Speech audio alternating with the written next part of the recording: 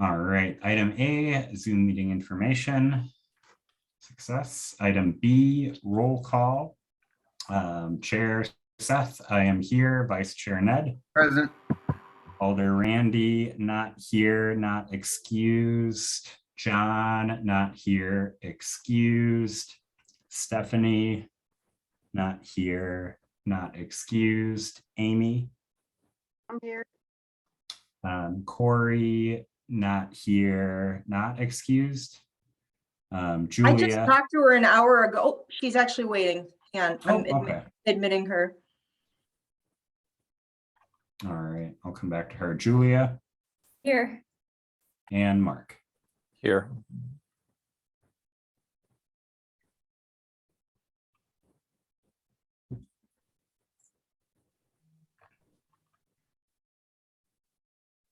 All right, welcome, Corey, just in time for roll call.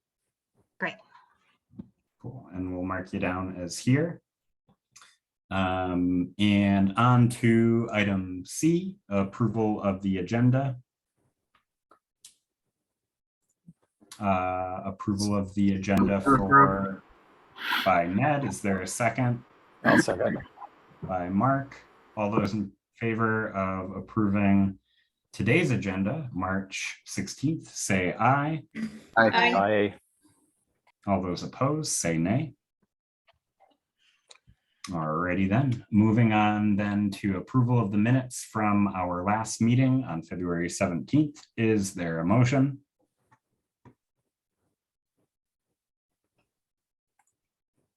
So moved.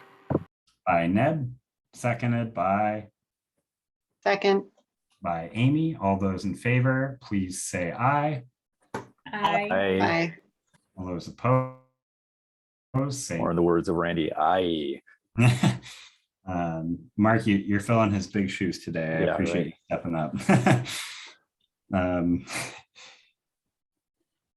up. Cool. So on to then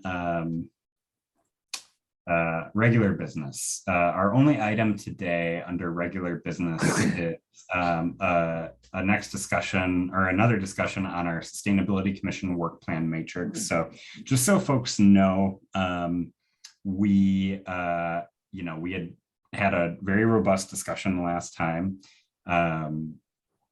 about green infrastructure and just about our matrix in general. And our work plan and all of that. We had made a plan to go talk to council, both about our plan and our goals for the year, and then also to potentially revisit some of the green infrastructure projects. We were decided to not revisit some of the specific projects for green infrastructure just due to the impracticality of getting those decisions reversed. There was also I guess a little bit of a unforeseen circumstances at the last meeting in which it would have been, midnight by the time we would have presented. So we, big thanks to, Julia and Ned and Melissa, and I think John was there, and Mark, no, John wasn't, but Mark for the duration of that meeting. Which there was a very lengthy community discussion, and that prevented us from presenting our work plan as intended. We have decided to make that presentation on April 19th, which is great timing because that's Earth Week. And also that will be the first, we have elections coming up on April 5th. So we want to present to the council that will be there for the implementation of this plan. So it actually, I think, makes more sense to do it at that point. I think that our work plan doesn't really need revisiting, with the exception of we had a discussion about including two very specific projects at Roosevelt and Van Buren, if I don't have it in front of me, but I think I'm not mistaken there. And I think that regardless of what happens with our effort on green infrastructure, I don't think those will be the specific projects that we will be promoting, because I think the ship has kind of sailed on that. So My recommendation would be to just remove those specific examples from the work plan. So when we're presenting in April, we're not suggesting things that are unrealistic. So that would be the only change that I would want to entertain, although while it is open, we could go back if we wanted. So I guess my motion would be to the section in red, proposed green infrastructure pilot projects, including ones at Van Buren and Roosevelt to council in collaboration with Public Works, to just change it to proposed green infrastructure pilot projects to council in collaboration with Public Works. Second. Okay, so I made that motion, Ned seconded, floor is open, Julia. Sounds good. All right.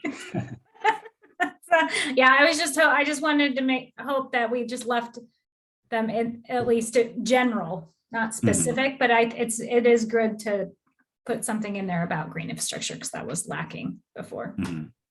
Yeah, definitely agree. And hopefully we'll have tons of examples, more than just two. Corey? I'm in agreement with the proposed change, but I'm wondering if it makes sense to maybe make one more minor change to the overall plan, and that being we call out the AmeriCorps program as a partner for the habitat work group, and it's specifically the project would be the Green Bay Conservation Corps. So I don't know if we want to call that out because it's more specific to the program that would be helping. So I mean, it's kind of an AmeriCorps, it is an AmeriCorps based program. So I don't know if that makes a difference or not, but just a suggestion if anybody else felt it would be worthwhile to make that change. Yeah, definitely. And so I'm looking at the Healthy Habitat for All. You wanted to change AmeriCorps to Green Bay Conservation Corps. Okay. In addition to replacing or adding? I think to replace, because Okay. the program is AmeriCorps based, but it specifically will be called the Green Bay Conservation Corps. Or it is now in our planning, but the program won't be implemented until we receive the grant funding. So right now it's not official, but in our planning it is, but we plan to continue planning for the program if we were for some reason not receiving the grant funding, but we're quite confident that we will be just based on the amount of funding out there right now. So just kind of a minor detail, but thought it was worth mentioning. Definitely, while it's open, let's do it. Melissa, should I withdraw my motion and then do that, or can we just add that to the main motion? I think you can add it to the main motion, but I would like you to repeat the motion name so I can get it right. Julia, your hand is up before I make a new motion. Yeah, could you, I was just, what Corey said made me think about, for the one, sorry, going back to the green infrastructure one, could you just do it, could you change it to in collaboration with, to council in collaboration with staff? Because just to make it general, because it could be with parks, it could be, who knows, I wouldn't say it. It doesn't need to be specific either. That's a good call. Any other changes before we revisit the motion? Randy, we are just making a few minor edits to the work plan. We're removing Van Buren and Roosevelt as outlined specifically in that red bit, and then changing AmeriCorps to Green Bay Conservation Corps. Any other thoughts before we retinker this motion? All right, so changing the motion to under climate resilience and adaptation, to change it to read the text in red to read proposed green infrastructure pilot projects to council in collaboration with staff. It's part one. And then part two under Healthy Habitat for All to change under partners AmeriCorps to Green Bay Conservation Corps. Okay, my question is is all of that needed in the motion, or can the motion be as simple as approve the work plan, the 2022 sustainable work plan as amended. And then in the notes, put the specifics, Let's do that. because that's a pretty long motion. Yeah, as amended with those amendments in the notes. Okay. Cool. And then Ned, do you still want to second the motion? Who initiated the motion? I did. Okay. Yeah, I'll second it. So, All right. Further discussion before a vote.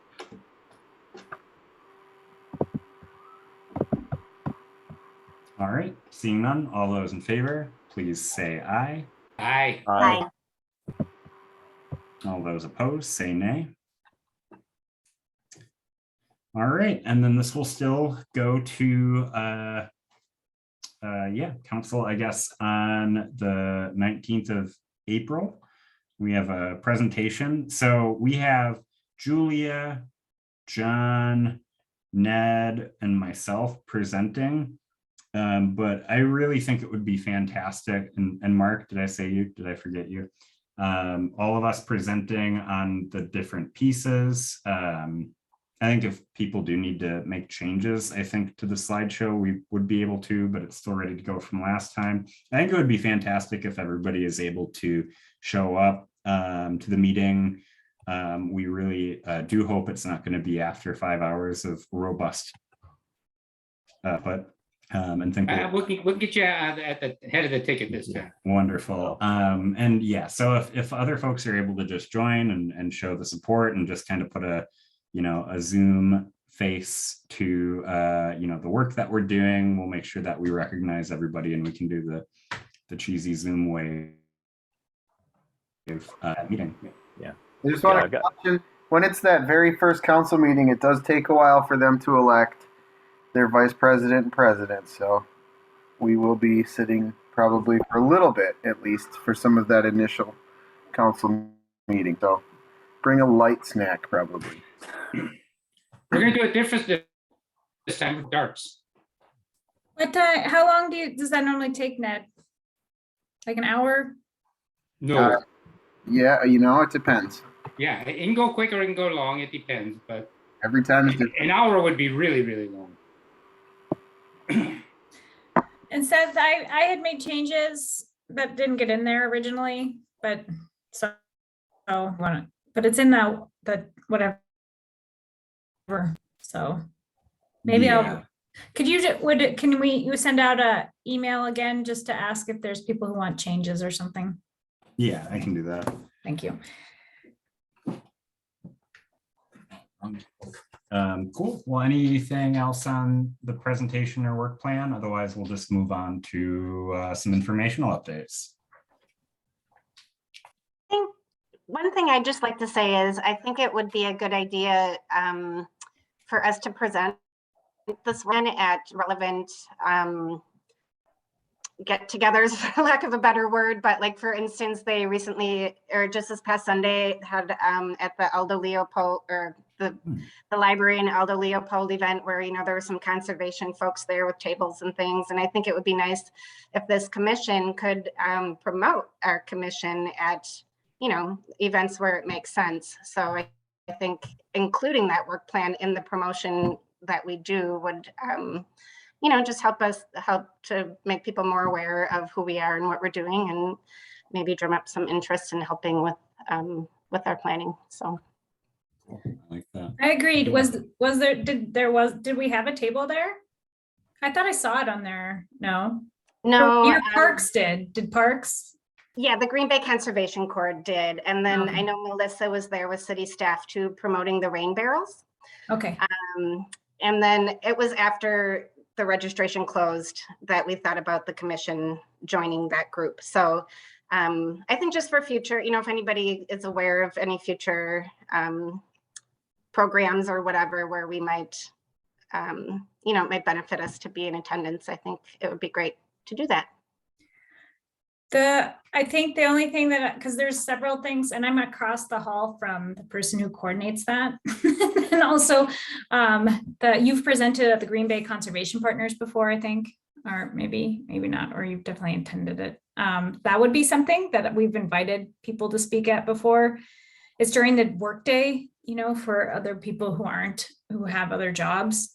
And then also what I also think comes up, and maybe we just handle this on a case by case basis, but the fact that we can't be all together at an event, right? Yeah, no Yeah. quorum.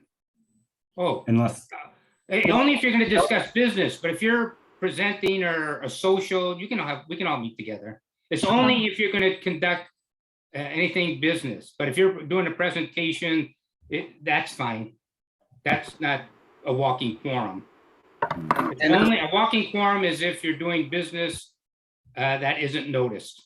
But if Okay, you're not but doing- this has come up before where we had to like try to say who was going to be there. Yeah, I think it's always smart to do a public notice if there's going to be a quorum, possible quorum. So, it's not like it's a big deal or it's impossible to do. It's just it is smart to be aware of that, Julia. I think that's a good point. Yeah, I mean, with the our harbor commission, our solid waste board, anytime there's a tour or something like that where there's going to be a majority of those present, we always send out a notice, maybe a quorum of the commission, and it's really simple. I mean, it covers your butt if there actually is, and then no one can say that it wasn't publicly noticed and so forth. So I think it's a better idea to do it that way. so if there are public events coming up in the future, can folks just like email Melissa and myself, and we can figure out, either one of us can go. I have work days flexible, so I can do daytime events, or just see if anybody else on the commission is able to, and we can, because I love getting out and talking to folks, especially. I think that's a great idea. If you want to talk recycling, I've got 2 events I turned down because I don't have staff to do them, but go titled, what is it called? Go Green Title Town is in April. And we had a booth last year, but I just don't have anybody to go, including myself. And then Bay Park Square is doing something on waste reduction, and I can't do that one either. I'll be in Madison, and I'll be doing an event at the library on the day before Earth Day. And there's something, Leadership Green Bay always does their environmental day. And all those would be good events to promote the Sustainability Commission's work. Yeah, I think we have leadered. But yeah, that would be great. Are we for the presentation to the council, is that going to be in person or is that going to be Zoom? I think Zoom. Okay. That's a great question. I've been kind of wondering that. Because we do meet in person now in council. What do you I think? don't, I feel like, because you all still look at a screen though, right? So Well, we don't, I mean, if you want to see yourself, yeah, but we really don't follow the screen much. like if somebody's there in person, you can, I mean, that's better. That's more engaging than, Yeah. Right. okay. I think, Even with a PowerPoint? yeah. But whatever you want to do, whatever you're comfortable with and so on, but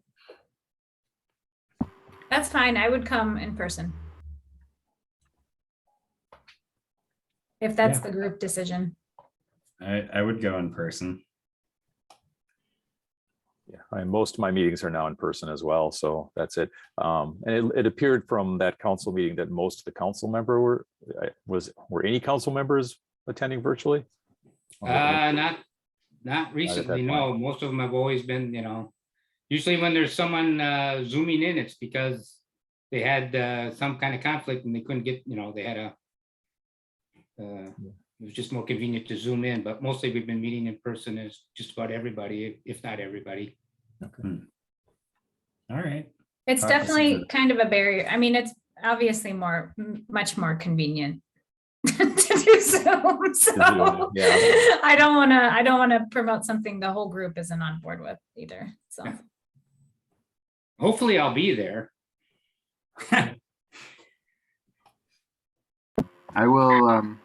Yeah, for me, it's always a matter of childcare, so I will try to be there if it's going to be in person. Bring the kids. Come on. You can watch them. No. Sure. Sure. They can sit by me. All right, Melissa, your hand is up.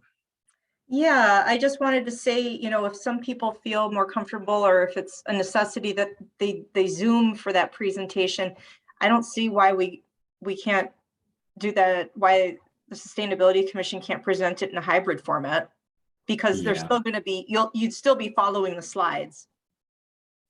And at that point, they're probably going to be looking at the slides. And so I don't think it's a, you know, it's not going to be a deal breaker, Ned, if, you know, if you're at home. So, Yeah, it's not, in other words, it's not an either or. You either Right. have to do this or that. It's, Right. yeah, they're allowing for hybrid. That's, But if you can't be there, you should definitely feel guilty.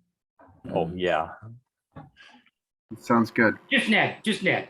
I will, Randy. Just for you, I'll feel guilty. There is a. It makes you guilty all the time. So there's nothing, you always feel guilty. That's So true. doesn't really matter. That's very true. Since we're bringing up possible events, Aldo Leopold, the school where I work, has a Aldo Leopold Legacy Day. I believe it'll be June 4th this year, so that might be a good place for the Sustainability Commission. when is that date, Segue Ned? into, I believe it's June 4th. this is a good segue into just the update section. If we want to move on, if there's nothing else related to the work plan or the presentation.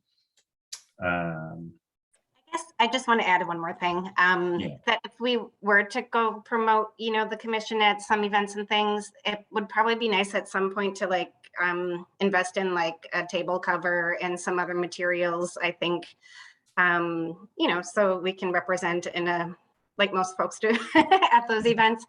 And so just thinking about maybe where funding would come from to do that, or to know where that would come from, but maybe grants or asks or something along those lines. Yeah. There might be, even from the council, there might be some, you know, contingency fund. I mean, I can't come to much money. And if it's promoting the Sustainability Commission, which is part of the, you know, that, I don't think that's, I could put in some kind of communication or look into that. That give me a ballpark figure what kind of numbers we're talking about. Yeah, I could put some costs together. Like for instance, I know like one of those roll-up banners, you know, that you put behind a display is around $300. Or, you know, do we want to go that elaborate? Are we okay with the poster board? Do we want just a table cover? You know, that kind of thing. So I could put some costs together and itemize them and maybe go from there. Yeah, yeah. That sounds like a great plan. Okay. Even I was thinking taking kind of the bullet points from our presentation and putting them on a one pager, just something really easy to print and take away for folks that walk up. Cool. Well, yeah, if you want to do that, then we can connect before the April meeting if we need to put anything on the agenda, or Randy can put in the communication if we get a budget. That's great. You can stencil the Sustainability Commission or the logo on a rain barrel. Too. Oh, And yeah. have that at the table. I've done that before for Sea Grant.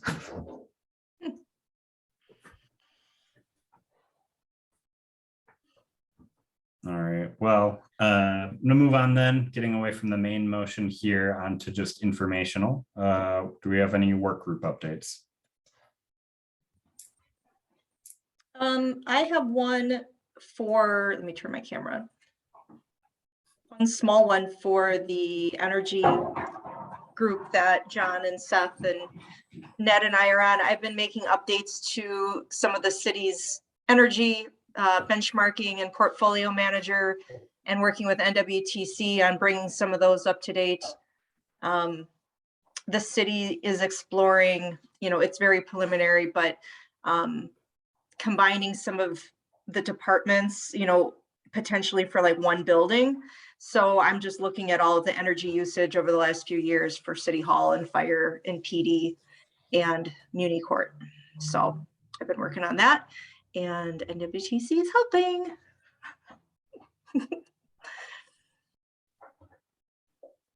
was all Awesome. I Other have. work. Just off the, I just wanted to mention, so the mayor and the lieutenant governor were at our college late last week, and we had 2 of our energy management students along with Jenny Brinker that were there, and they did get to talk to the mayor and the lieutenant governor about the energy projects they're working on with the city, and there was good questions and discussion. So I thought that was a really great opportunity to put a little light on that. Yeah, there is an opportunity for the students for one of their projects to do a solar site assessment at one of the buildings that the redevelopment authority has. It's the old Fraternal Order of the Eagles building on Webster. So I gave John Hippensteel the energy data for that building, and we're just kind of waiting to see now, like when that assessment might take place. That's great. It's technically on Vanderbrack, right? Yes. Yes, Ned, you're very knowledgeable on the streets. It's just a cool, I always remember that street name. It's a cool name.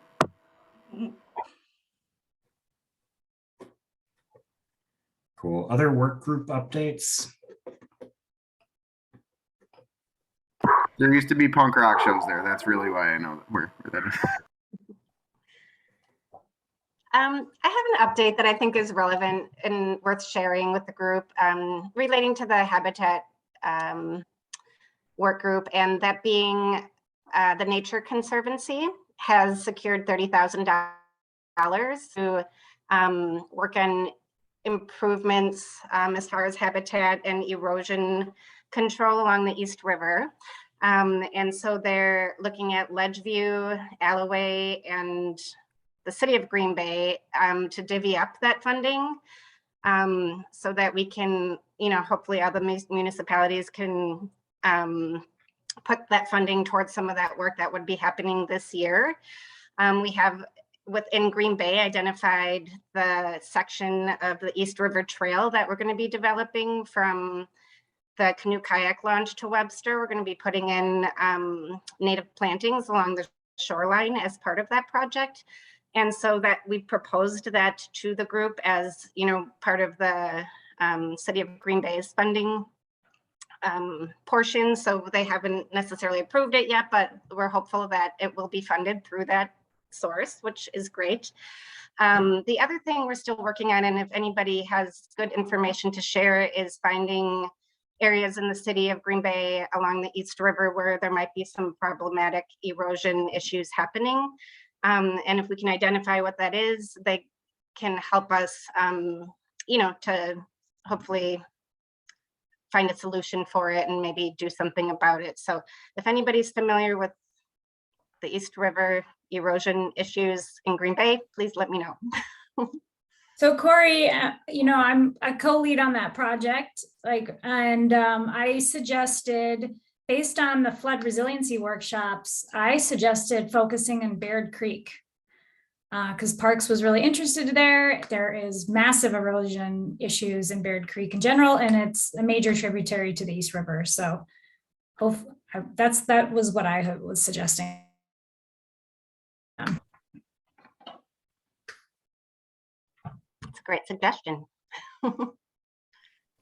Is that the grant money that the Nature Conservancy has specific for the East River?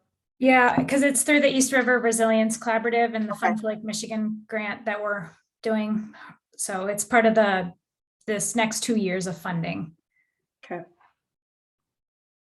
Yeah.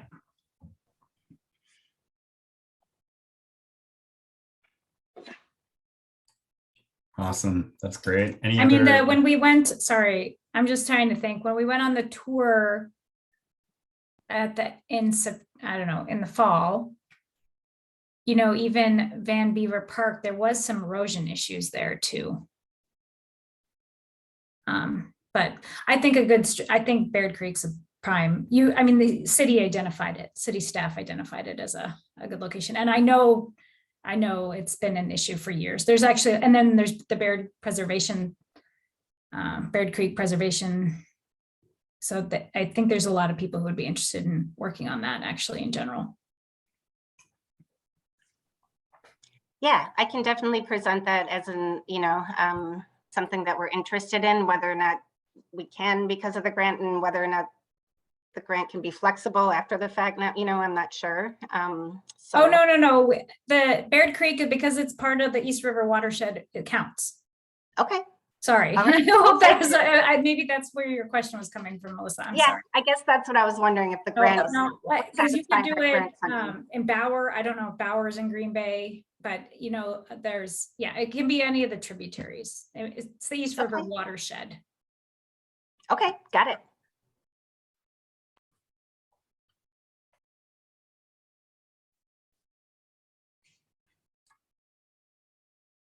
Other work group updates?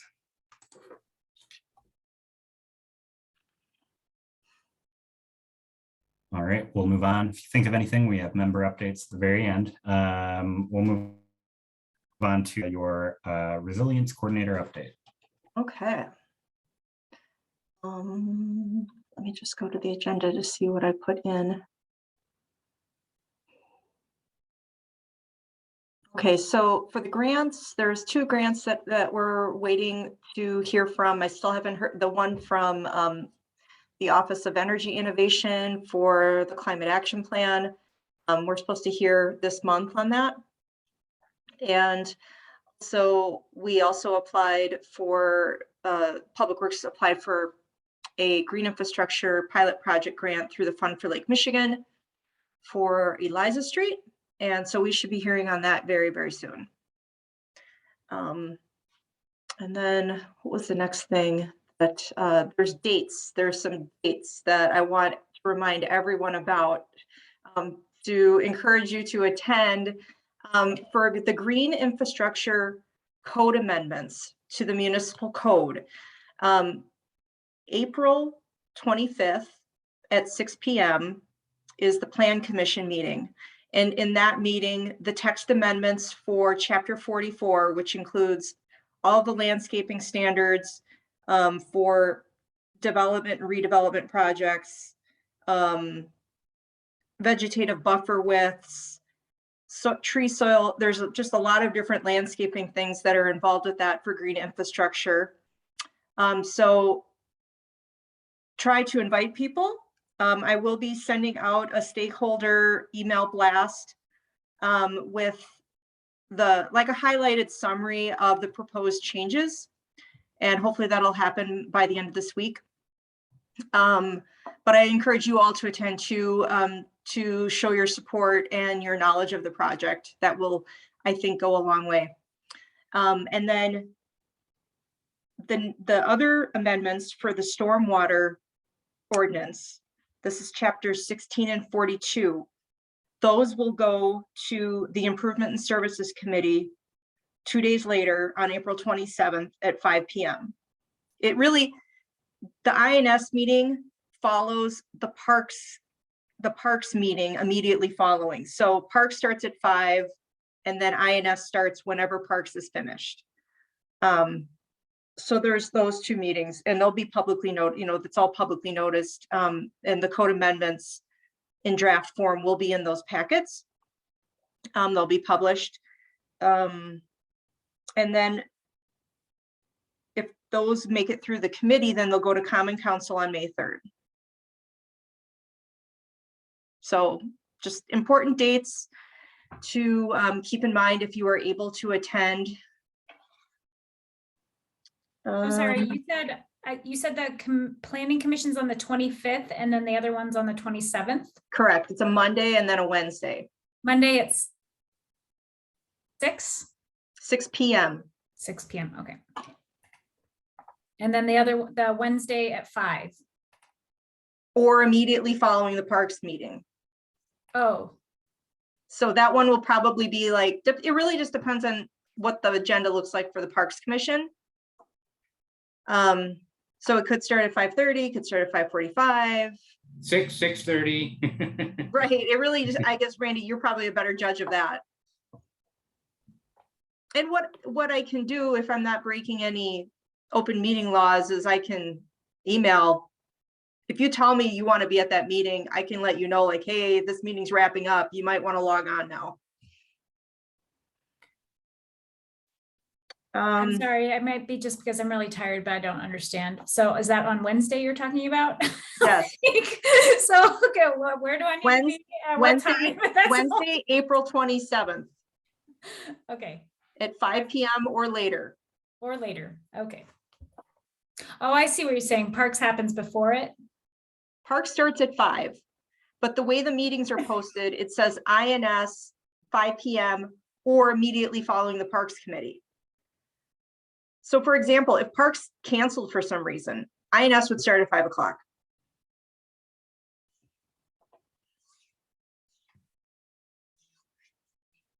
That doesn't feel very publicly accessible. I don't really have an answer for that. It's the only way you can do it, because, I mean, the two committees meet one right after the other, and you don't know how long the first one's gonna go. So you have to include language that allows for some flexibility. Not enough day a week. No. Mm-mm. Okay, moving Tony on. does it with some of the committees too. My oversight committee is planning and development, but it happens immediately after land conservation, and land conservation always starts at 5 and PD&T starts at 5:30 or as soon as land con is done. So yeah, you never know. Okay. Next update is for No May. We're working on the signs. If I can find it and not like screw up my computer, I can show you what the sign's gonna look like. It's a yard sign. So we're gonna have online registration. And it is required. Okay, so online registration and then a yard sign, and residents will be able to pick up the yard signs hopefully starting April 1st. That's our target date, or earlier, depending on when the signs come in. From the east side DPW garage, the west side garage, or City Hall. So if you want to see the sign, if I can find it, would you like that? Okay, hang on a sec.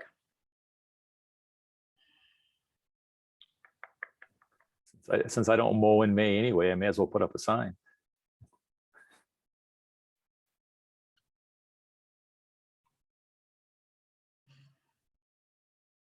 I know De Pere just voted on for sure joining us last night. I think it was last night they voted on it.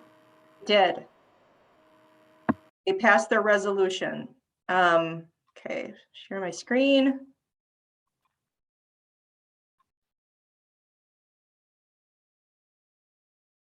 Can everyone see that?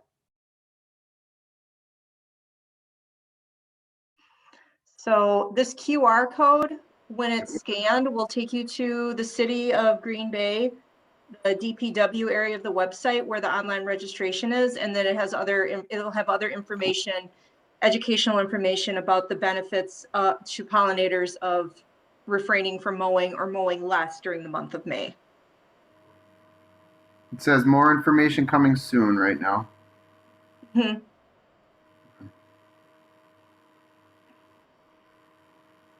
When do you think the information will be on the website?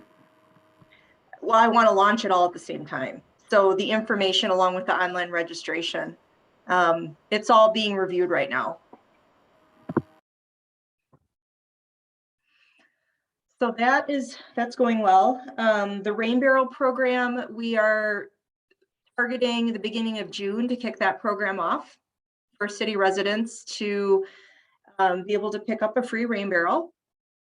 Or if they don't want a free rain barrel, they can get a reimbursement for a rain barrel that they buy, but it'll be up to a certain dollar amount. It wouldn't be for the full, so if you're buying a $150 rain barrel, it's not going to cover the full cost of the rain barrel. It'll be equivalent to what the city issued rain barrels, the value of that. And I had a really good conversation with Jane Black at that Elda Leopold weekend. And she is the founder of this this organization called Creative Kids Rock, and they do a lot of art, environmental art.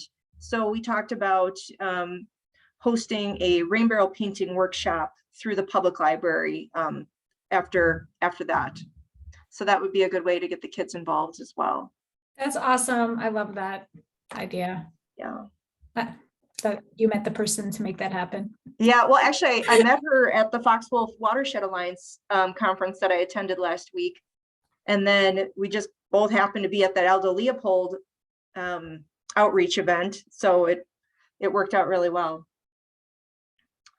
And then I think lastly, last night at the Common Council meeting, there was a motion to refer to staff to develop a comprehensive green infrastructure plan, and that passed.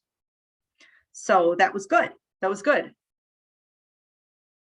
If you've been following green infrastructure, then you know that that is very good. So That's great. Yeah, that's where we're at with that. It is. I'm really hopeful about that. I think that's going to help a lot, that comprehensive plan. Mhm.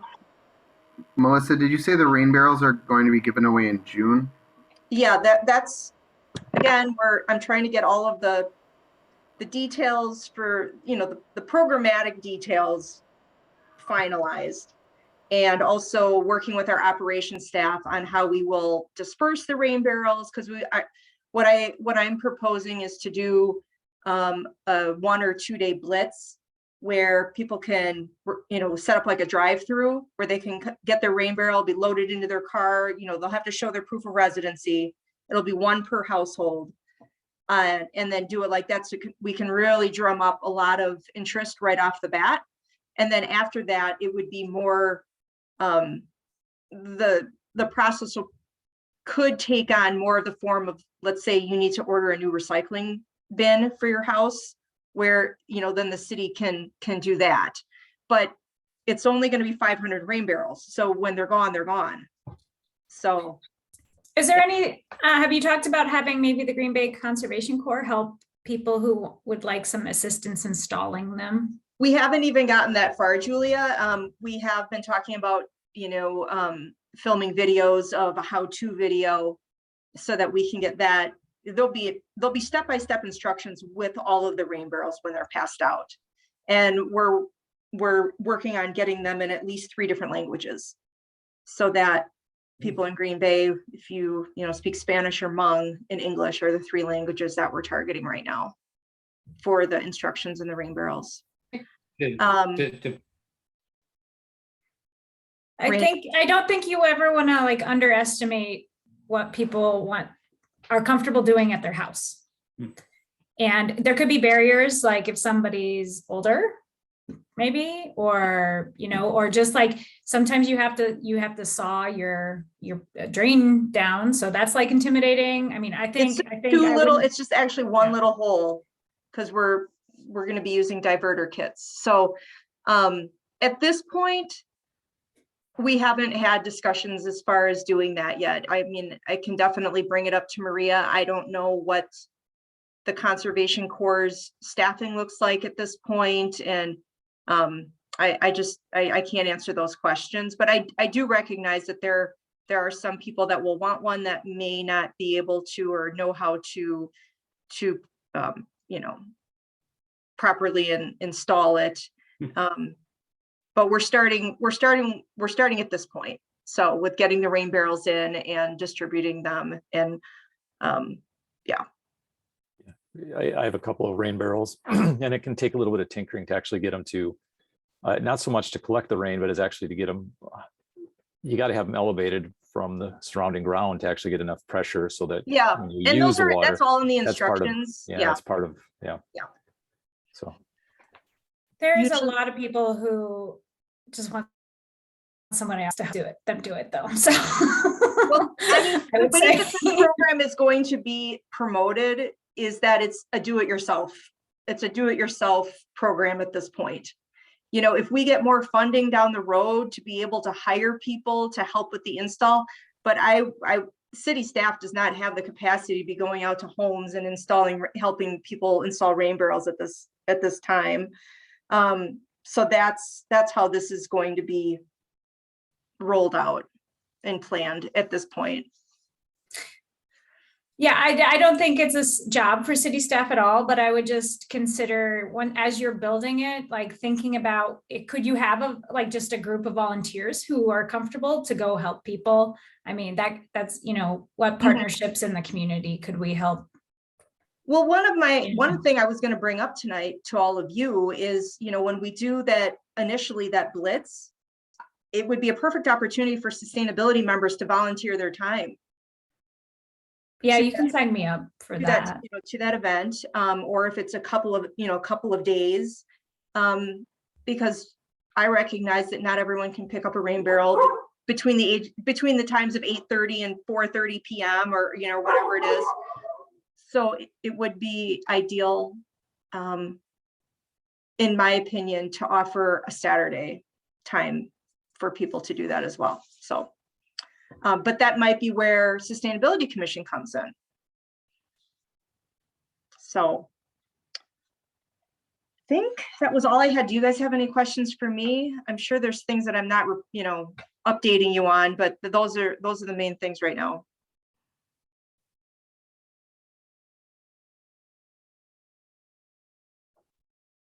Okay.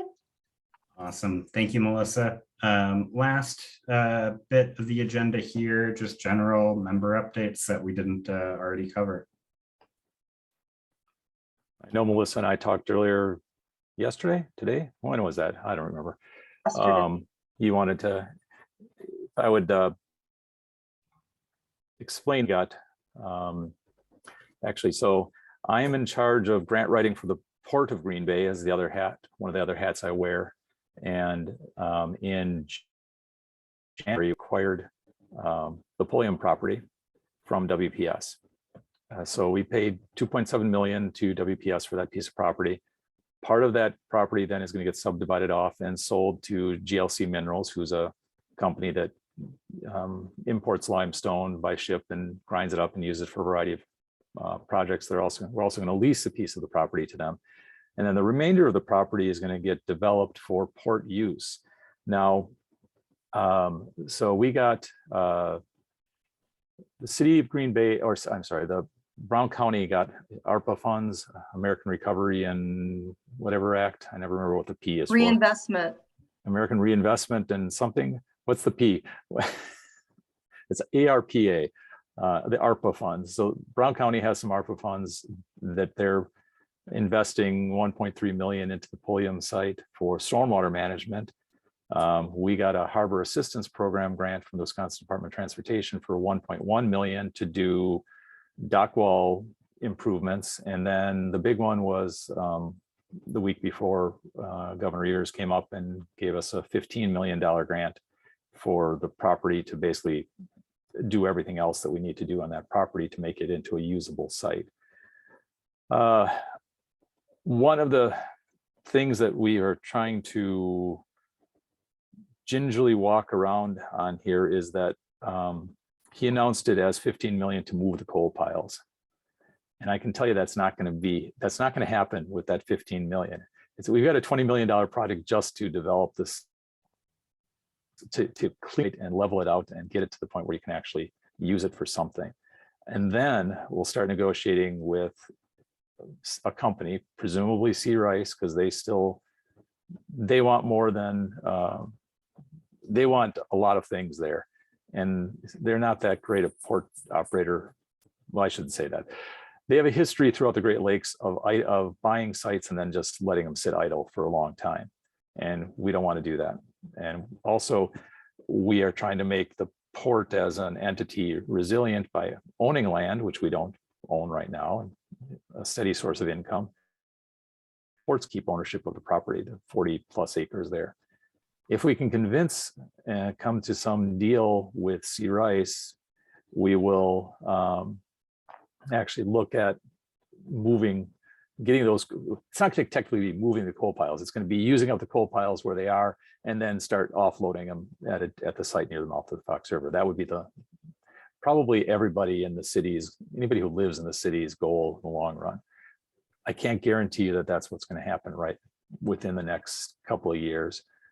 That's still another, the city's project is probably close to $40 million just to clean up the sea rice site and redevelop it. And if it moves sea rice to the front, out, we'll actually, if we have to sell it to sea rice, we'll actually see about swapping them for some of the land that they're on right now as a lower intensity port use. And then there's going to be, the city has some development plans along there as well. So I'm still in the middle of another grant application that's due in May, federal level. That is, the minimum ask for this grant program is $12.5 million. I don't think we need that much for our program, but if I combine with the city, which is what we did for the grant we got for the Neighborhood Investment Act program, the 15 million was actually county put in a grant and the city put in a grant that were coordinated but separate. We got our grant, city didn't. They got a grant for a different project in the city. So we'll keep working at it and see if we can get it. I asked for 20 million on this project. They gave me 15 and it was the highest award in the state. So I guess that's, we ask for more than you're gonna need and see what ends up. We're gonna probably ask for $40 million and see how that works out, but it will be a joint application with the city and the county to get that taken care of. So there's a lot going on right there. We've had some other discussions about what the end result will be there and what it looks like. Right now, I got the grant for the county, so I'm retiring tomorrow.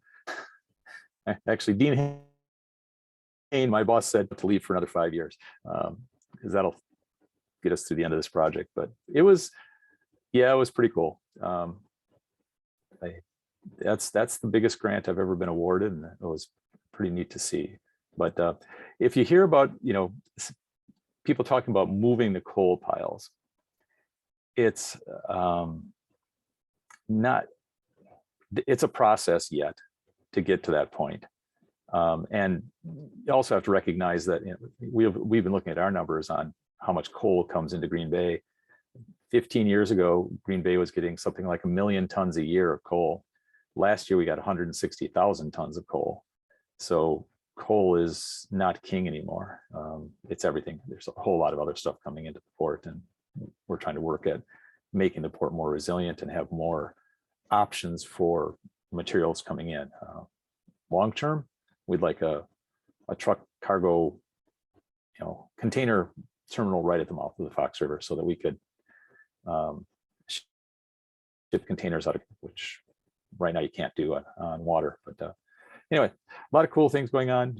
Melissa asked if I could just kind of give you an update on what all that is. And if you hear people, I cringed when Tony Evers said, we're giving Brown County $15 million to move the coal piles. And it just was like, oh God, not quite. It'll get there, but this isn't going to do that. So it'll be a while. So, yeah. Mark, I just was wondering, people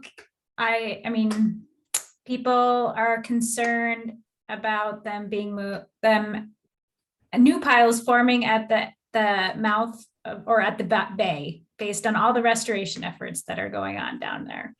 Can you please give me the response I should be? Can you please help me talk about that aspect? How are you, aside from stormwater, what are you thinking about? How are you mitigating environmental impact of blowing coal dust? Since we don't know that we're necessarily going to get coal there, we don't know what we're going to get there. It could be coal, but there's still a power plant. WPS still has a power plant right there that we're going to be, that's our kind of backdoor neighbor.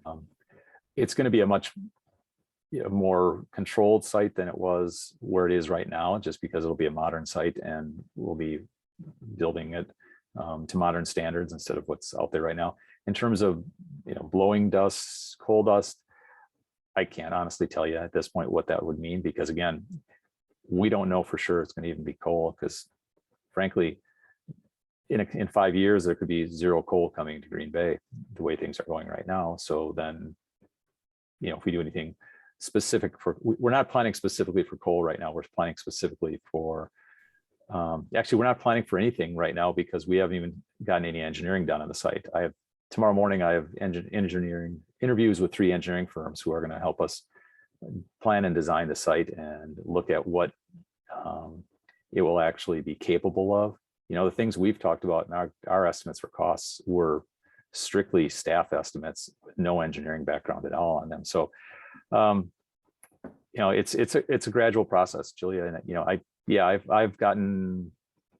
I've talked to a number of people from Joshua, from a number of other organizations that are concerned that we're mitigating any environmental impacts as much as possible. Before we even bought the property, we actually been talking to the DNR and EPA about potential uses in the future. And whatever goes in there is going to be cleaner than what was in there, without a doubt. I mean, there was coal there for, well, 100 years. And this won't be nearly the same type of facility going forward. Like I say, our ultimate goal is that it's a truck terminal for containers, from train to road to barge if possible. That would be ultimately get the trucks off the road and put them on a barge, or put them on trains there instead. Much more cost effective, much more efficient, a lot of different ways, a lot of different reasons. So yeah, it's like, so we have a concept, and that's, we don't even have that concept firmed up in terms of actual capabilities and the engineering standards and everything else that go in with that. But it's going to be part of it no matter what, in terms of a much more modern facility than where it is right now. I mean, sea rice or coal has been on that site on Mason Street since 1890s, somewhere in the 1890s. So anything we do is going to be better than what they've got there. And if we design the controls up front instead of back end like they are now, it'll be a lot better. Great, thanks.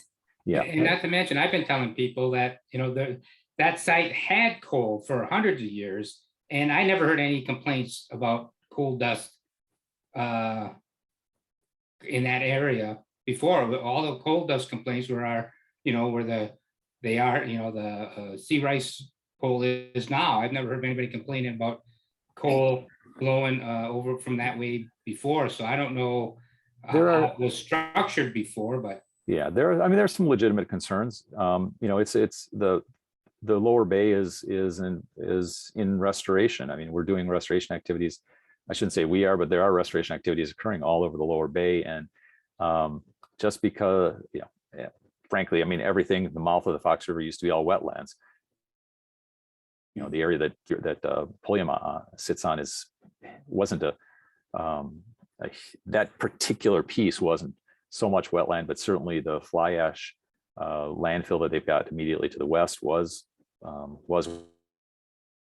wetlands. There was a wetlands where the Bayport dredge facility is, where the city's landfill is. That's farther west off of military. There's in that whole area, and so there's a lot of areas that could be restored. And blowing coal will potentially impact any restoration activities in the surrounding area. Now we do have a buffer to the west because there's the WPS has a peaking plant there. So they have a natural gas fired power generator there, and all the generation equipment and transmission lines are still there.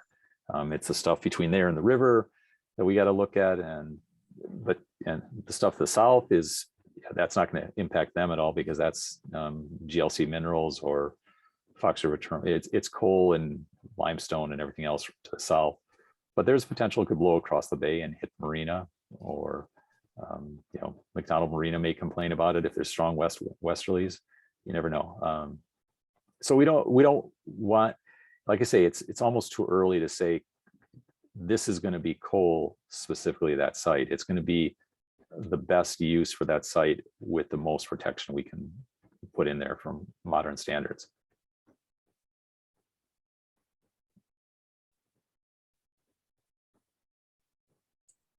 Awesome. Thanks for that very interesting update. And yeah, congrats on the big grant. Looking forward to hearing more. It's really seems like great progress.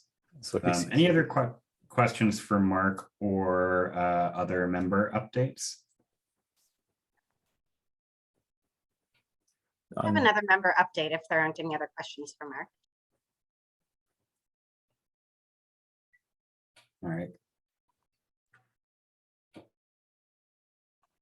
All right, just wanted to let you all know that we've already met our goal again for the plastic film recycling challenge, and we collected over 500 pounds. 520 was the last count we got, so we're getting another bench, collected a lot more plastic, and I'm sure we'll continue the program after, I think June 1st is when this current 6-month period ends, and then so we'll resubmit again then.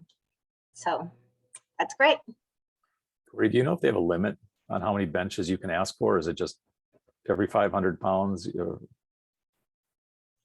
I believe it's within every 6-month period, but I don't know that there's a limit to how many times you can apply. I think you can just keep every 6 months applying for one.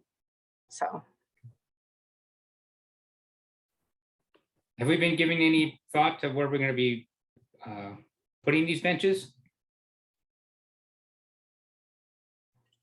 The first one was put at the wildlife sanctuary at the collections site.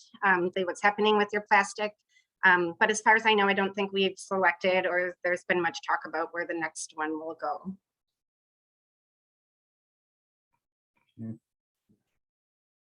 Parks they're the ones who are placing them then? That'd be the one to like maybe put in a communication to have that discussion to come up with a plan for Yeah, I think, I mean, Parks is actually handling the plastic to get it, where it needs to go. So I would think it would make sense if Parks, for them to be involved in the location. Plus, obviously, we have a lot of parks they could go in, which would be great. Maybe one at City Hall too, because we're collecting there as well. So yeah, I think that would be definitely something Parks could handle. Okay.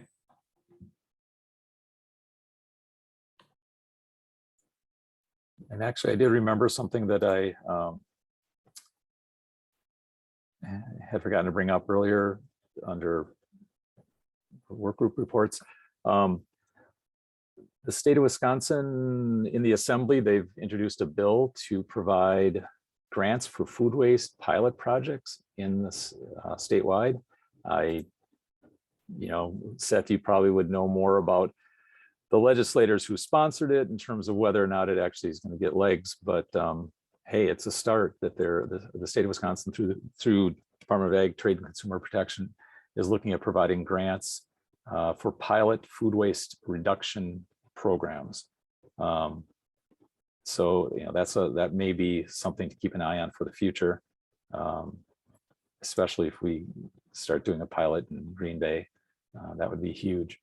And there's been a lot of activity on food waste collections and diversion throughout the U.S. There have been a number of states that have now enacted state laws that require food collection, composting, and so forth.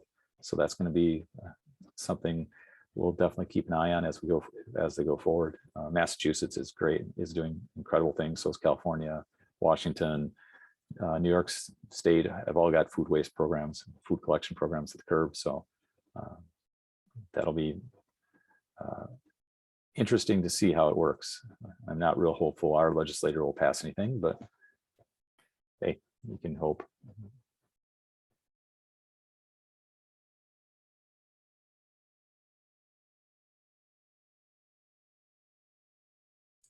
Awesome. Yeah, I'll keep my eyes out for that bill. And if it is able to move or not, that'd be great. And either way, it's a good aspirational thing to have.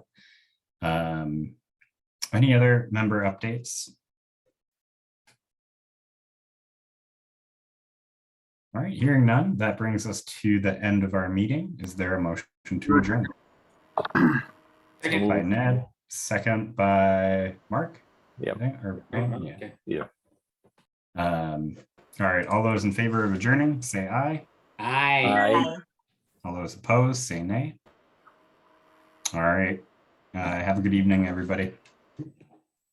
Aye. I St. Patrick's Day. Sure, Big Aura. Mark,